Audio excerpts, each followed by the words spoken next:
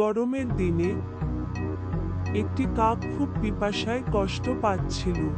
সে পানি খুঁজতে খুঁজতে অনেক দূর উড়ে গেল, কিন্তু কোথাও পানি পেল না। আহা, যদি একটু পানি পেতাম কতই না ভালো হতো।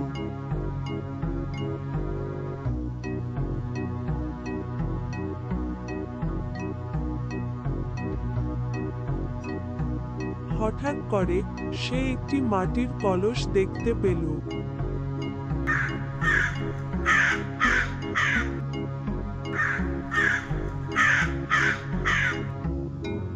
সেখানে সত্যিই কিছু পানি আছে, কিন্তু পানির স্তর অনেক নিচে।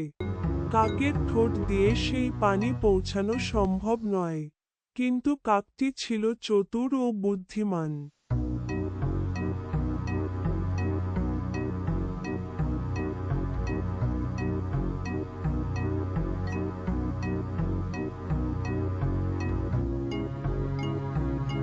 সে আশেপাশে তাকিয়ে দেখল কিছু কঙ্কর, পাথর পড়ে আছে। তখন সে এক এক করে কঙ্কর তুলে কলসের ভিতরে ফেলতে লাগল। আস্তে আস্তে পানির স্তর উপরে উঠতে লাগল। অবশেষে পানি এতটাই উপরে উঠে এল যে কাকটি আরাম করে পানি খেতে পারল।